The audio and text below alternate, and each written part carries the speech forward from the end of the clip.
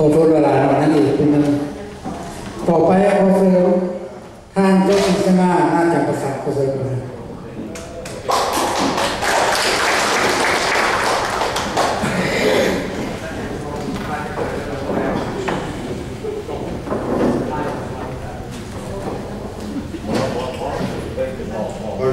ขอโทษหลายๆก็ที่ว่า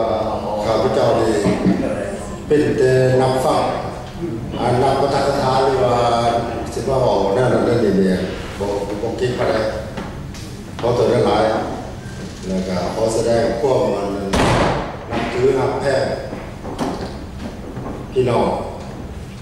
สายเหลืองเราอันนั้นเมื่อกี้ที่เพิ่นบอกว่ามีผักใดหรือว่าสภาพพวกใดที่ว่ามาสอยสู้วันนั้น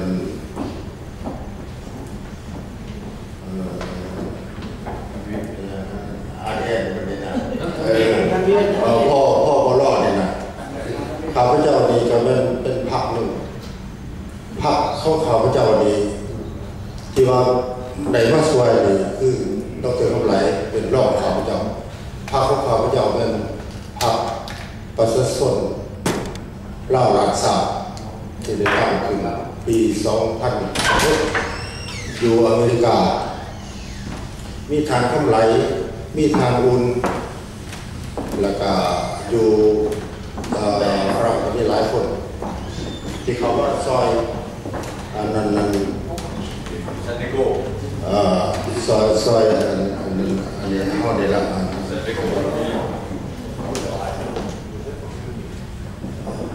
อันนั้นข้าพเจ้าเลยกันได้เหนือกันว่าหักษาทางนั้นนี่ข้าพเจ้าดีเฮ็ดมาแต่เวลานี้มากกว่าตัวเล่าตะกี้เขียนบ่ได้แต่เขียนเป็นภาษาลาวแต่เขียนใส่ซื้อคนละตั้งนั้นโดโลตั้งจังเขียนกระดาษดาราไปเรื่อยๆข้าพเจ้าเฮ็ดเรื่อยๆแล้วก็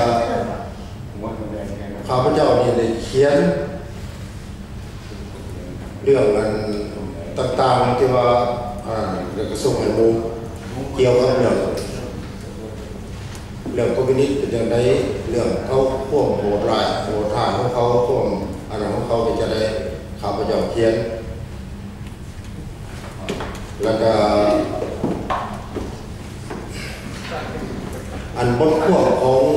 ผู้ใดที่เขียนเกี่ยวเรื่องคอมมิวนิสต์พวกโหดร้ายของคอมมิวนิสต์ข้าพเจ้าได้เฮ็ดโฟโตโคปีหลายแจกจ่ายให้หมู่ส่งให้หมู่เรื่องอันนั้นมันเรื่องซีรีส์เรื่องนี้อันนั้นคือดร.บุญสังคำแก้วเราไปนั่นถือเป็นศูนย์สัมมนาเป็นถือกันนั้นเขาสอบสวนแนวใดต่างๆข้าพเจ้านี่บอกชื่อได้อัดของเรา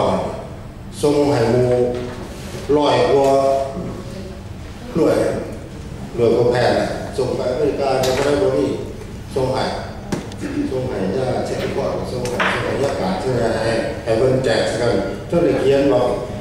ขอให้ฟังจนหมดแล้วก็ถ้าฟังแล้วก็ให้อันนั้นอัดให้หมู่ผู้ลูกต่อให้เขาฟังว่าพวกโหดร้ายพวกมันนั่นแหละพวกคอมมิวนิสต์มันเป็นยังไงขณะนี้เราหักศาสตร์มันเป็นหักศาสตร์มันขายศาสตร์แล้วก็ขณะนี้เราอันเราเป็นคณะปฏิวัติประชาชนเราข้าพเจ้าว่ามันเป็นปฏิวัติมันเป็นปฏิบัติ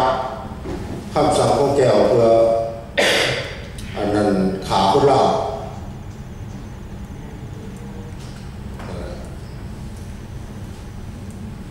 ข้าพเจ้าอันนั้น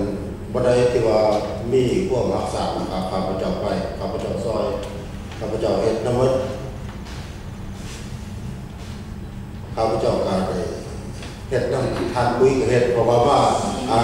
มาหลอกขอข้าพเจ้าว่าให้เฮ็ดน้ำอะไรเฮ็ด มื่อมันไปว่าแล้วก็เข้ากันเอามาขออันนี้ได้มาอันเห็นนำทอดเห็นขึ้นเห็นว่าเป็นการดีแต่แล้วก็ได้มารวมได้เสนอแนวใดที่ว่ามันบรรจบงามหรือว่าอะไรก็ได้ขอหลองเป็นว่าเห็นนั่นนั่นนี่บอกเป็นเราจะกลายเป็นให้เป็นกระฟังนั่นแหละข้าพเจ้าเป็นที่จะได้รู้นี่นะเรื่องศาสนาเหมือนกันนะ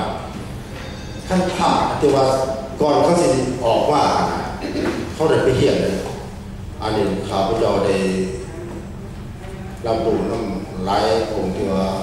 เป็นบอกให้เขาไปเหี่ยนของ2 ปีพุ่นมาแล้วก็ให้มาเฮ็ดดีแล้วก็สดๆในสกอนอบรมสดๆในสารเสพติดนั้นว่าแล้วก็แปลว่าขั้นเราพระบอดีมาเลยจะสิยายบาปเลยอันนี้ขอโทษนะท่านมีบาปที่ยังสมมาหาข้าพเจ้าจะรับก่อนมันมีบาปท่านพระที่ว่าว่ากินเขาของเศร้าประโยคแล้วมารับร้องประโยคไปทับขางแล้วจะสิยายบาปไอ้ไรนี่หรอกจะสิยายบาปเราจงมาครับเจ้าข้าพเจ้าเสียแล้ว